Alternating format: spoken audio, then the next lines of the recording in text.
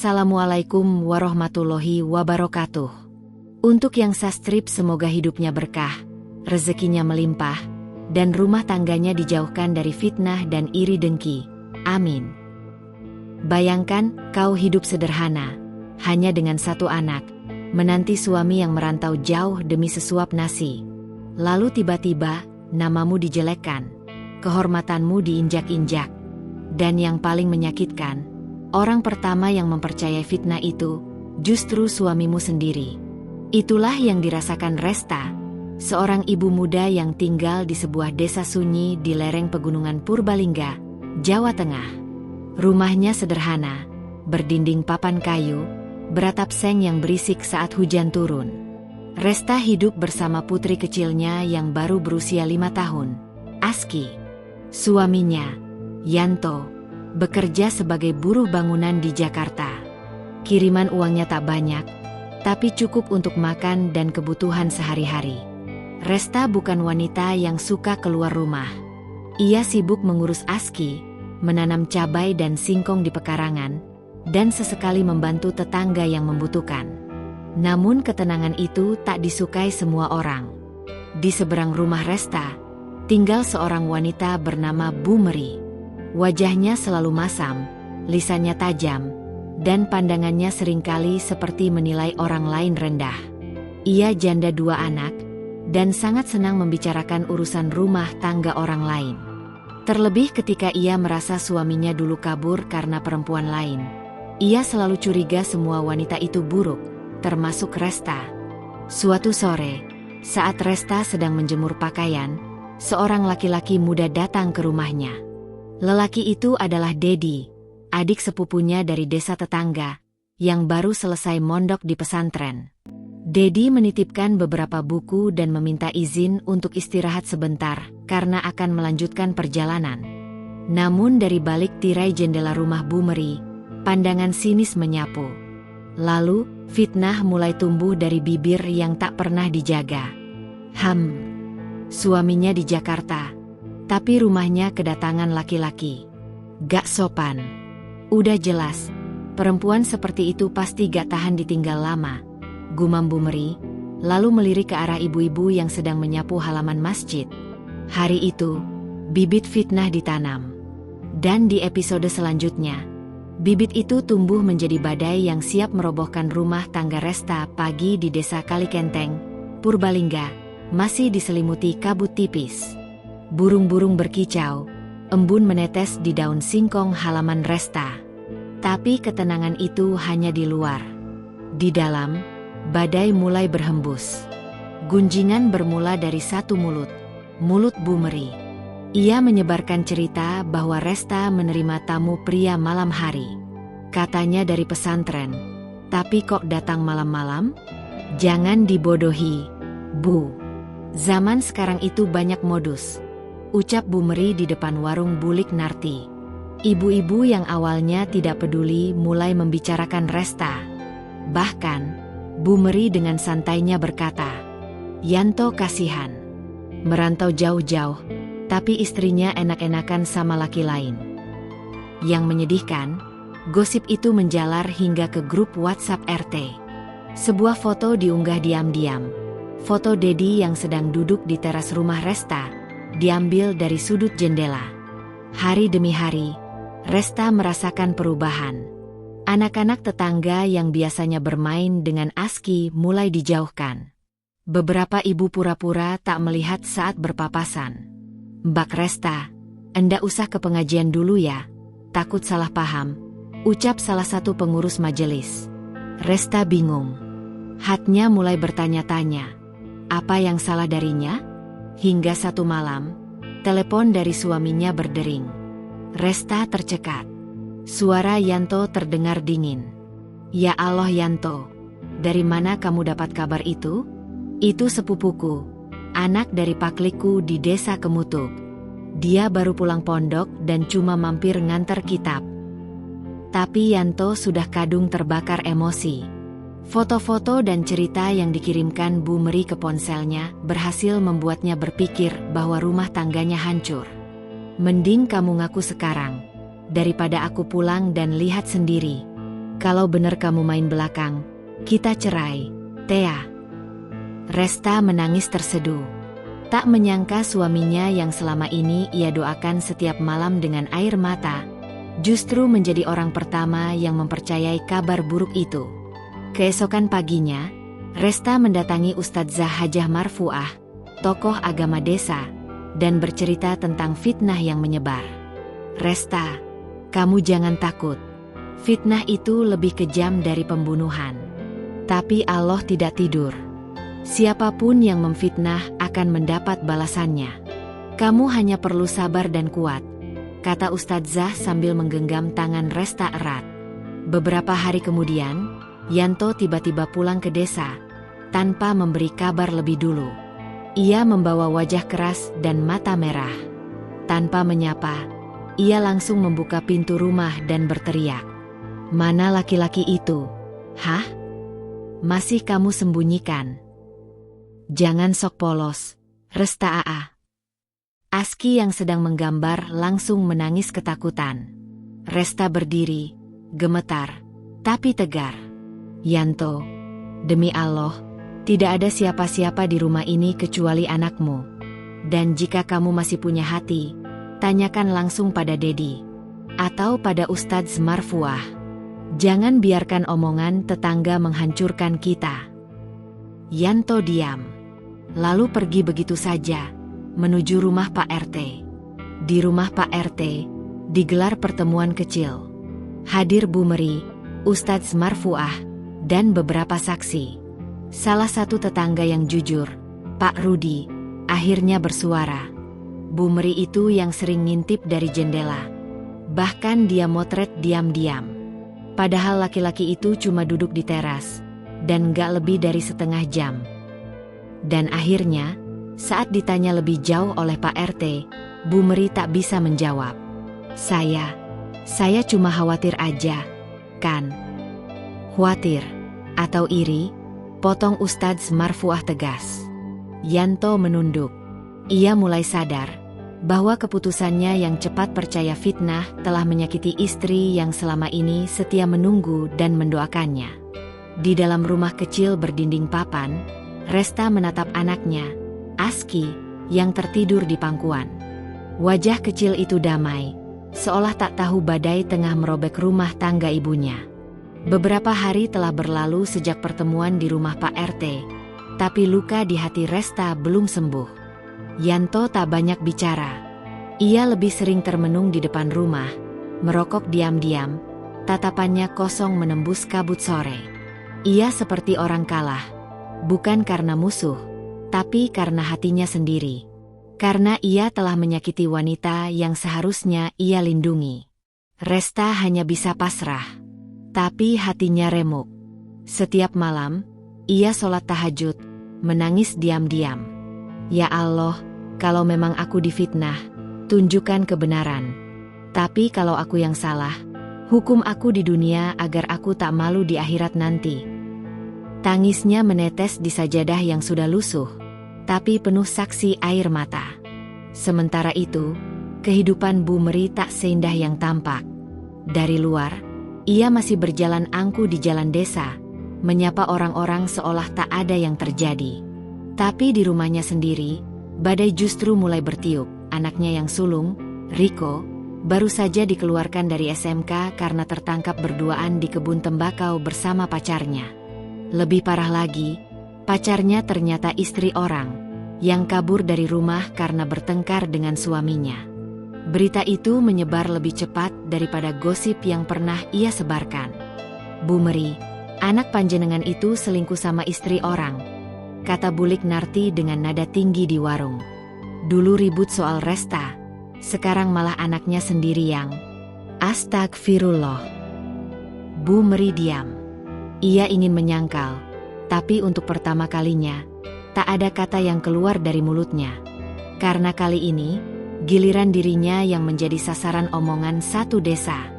Malam harinya, Resta duduk berdua dengan Yanto. Tak ada amarah. Hanya ada dua orang yang duduk dalam diam, dengan luka yang sama, dari kepercayaan yang patah. Rest. Suara Yanto akhirnya pecah, lirih. Aku nyesel. Aku bodoh. Aku lebih percaya omongan orang daripada doa dan kesetiaanmu. Resta hanya diam. Tapi air matanya menetes. Aku kira aku menjaga rumah tangga ini dengan kerja keras. Tapi ternyata, aku hancurkan sendiri dengan prasangkaku. Yanto menggenggam tangan istrinya. Mulai hari ini, aku ingin belajar jadi suami yang lebih baik. Aku tahu aku nggak pantas. Tapi, bolehkah aku minta maaf dan memperbaiki semuanya? Untuk pertama kalinya, Resta tidak langsung menjawab. Ia bangkit perlahan, mengambil mushaf kecil dari rak, lalu membuka halaman yang sering ia baca. Yanto, Allah itu Maha Pengampun, tapi Allah juga membenci orang yang mudah berburuk sangka. Aku tidak akan langsung melupakan semua ini. Tapi kalau kamu ingin berubah, aku bersedia menunggumu jadi lebih baik. Bukan demi aku, tapi demi anak kita, dan demi Allah. Malam itu, rumah kecil itu tidak lagi sunyi. Ada harapan baru yang menyala pelan, di antara luka yang belum sepenuhnya kering. Semenjak malam itu, suasana rumah Resta dan Yanto perlahan berubah. Yanto mulai mencoba lebih sering membantu di rumah, mengantar Aski ke madrasah tiap pagi, dan bahkan ikut menanam cabai di kebun kecil belakang rumah. Tapi, luka di hati Resta bukan luka biasa. Ia bukan marah, tapi terluka dalam. Dan luka itu tidak sembuh hanya dengan kata maaf. Setiap kali Yanto tertawa bersama Aski, ada perasaan campur aduk di hati Resta. Beginikah ujian kesetiaan? Batinnya, sembari menatap suaminya dari balik jendela dapur. Aku tidak pernah berselingkuh, tapi aku dihukum seperti penzina. Namun, rasa sabar yang ditanamkan ibunya sejak kecil terus menahannya dari melawan. Ia masih ingat kalimat almarhumah ibunya yang selalu ia pegang. Sabar itu bukan berarti diam, tapi memilih untuk tidak membalas kejahatan dengan kejahatan. Dan itulah yang ia jalani sekarang. Tidak membalas, tidak mencaci Bu Meri, tidak menceritakan apapun ke warga meskipun hatinya penuh dendam. Tapi Allah Maha tahu. Di rumah Bu Meri, badai tak kunjung reda.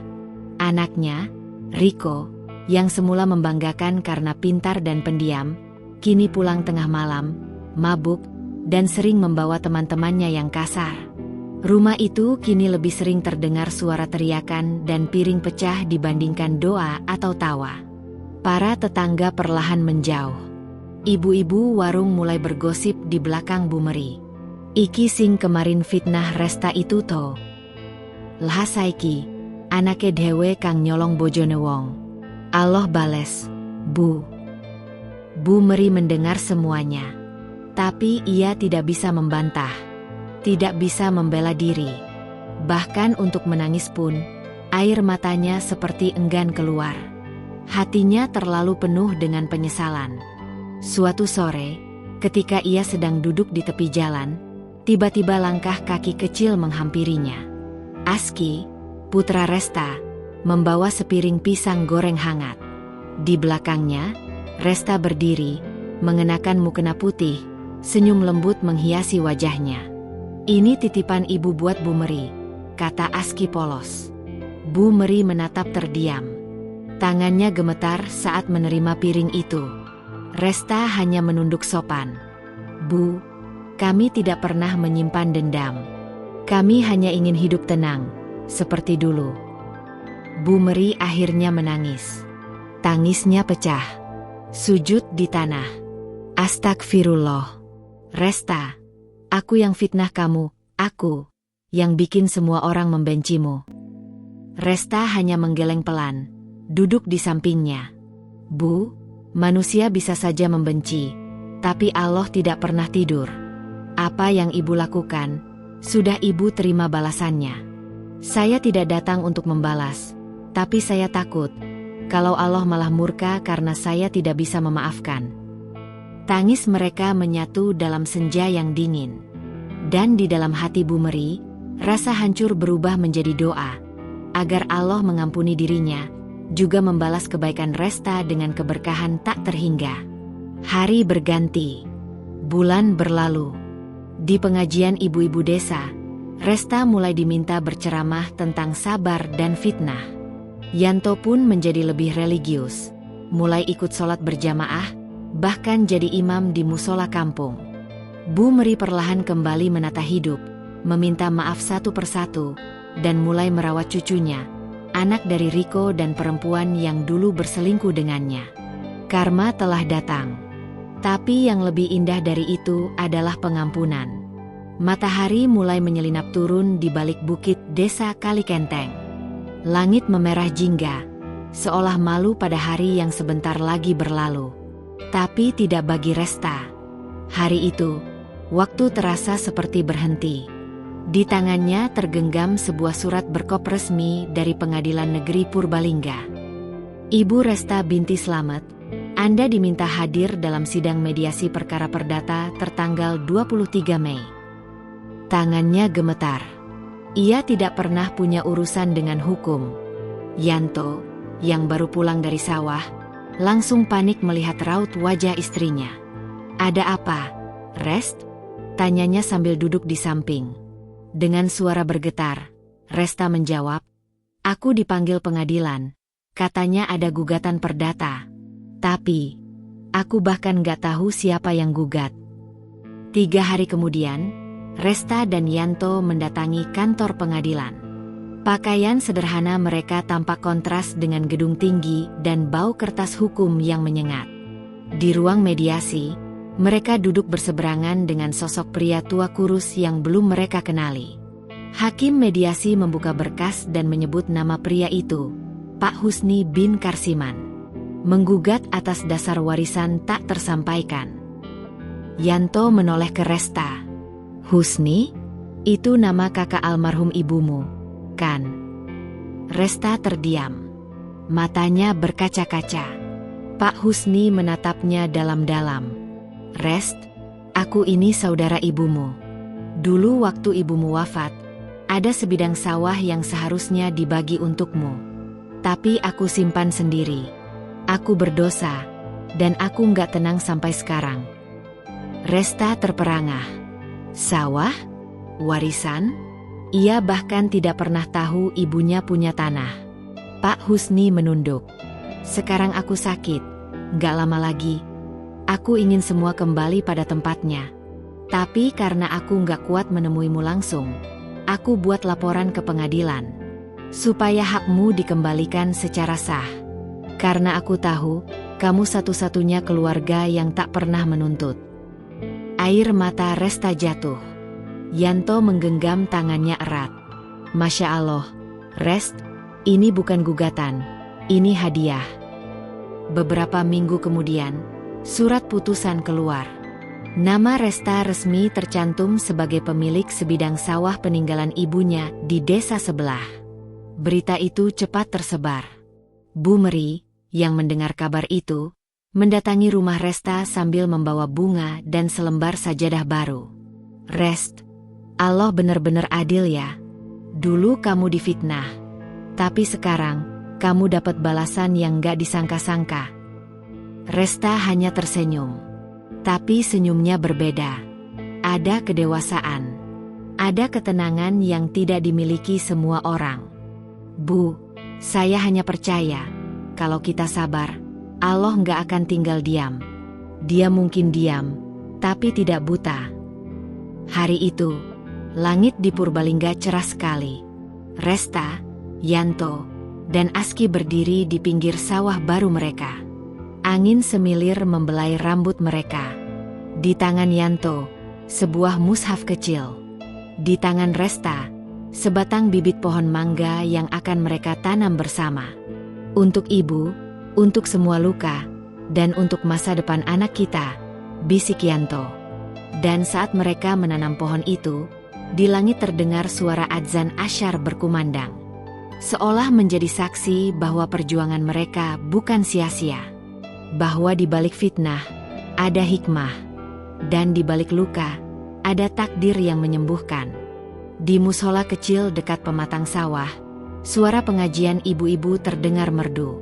Hari ini, Resta diminta untuk mengisi tausiah pertama kalinya secara resmi. Meski tangannya dingin karena gugup, hatinya justru terasa hangat. Di hadapan puluhan ibu-ibu desa, termasuk Bu Meri, Resta berdiri dengan gamis putih dan kerudung sederhana. Assalamualaikum warahmatullahi wabarakatuh. Yang sastrip semoga rezekinya berkah dan melimpah. Para ibu tersenyum mendengarnya. Resta mengucapkan salam seperti biasa di video kajian daring yang diam-diam ia rintis beberapa minggu terakhir. Dari rumah mungilnya, Resta mulai berbagi kisah dan hikmah, dan tak disangka, kanal YouTube-nya mulai ramai diikuti. Resta menatap satu persatu wajah hadirin.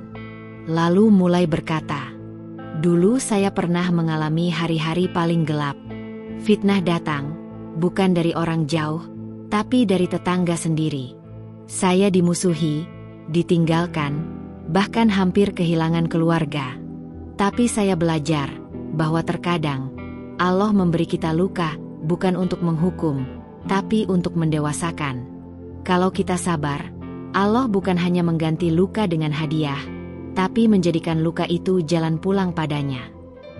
Suara Resta bergetar. Matanya melirik ke arah Bu Meri.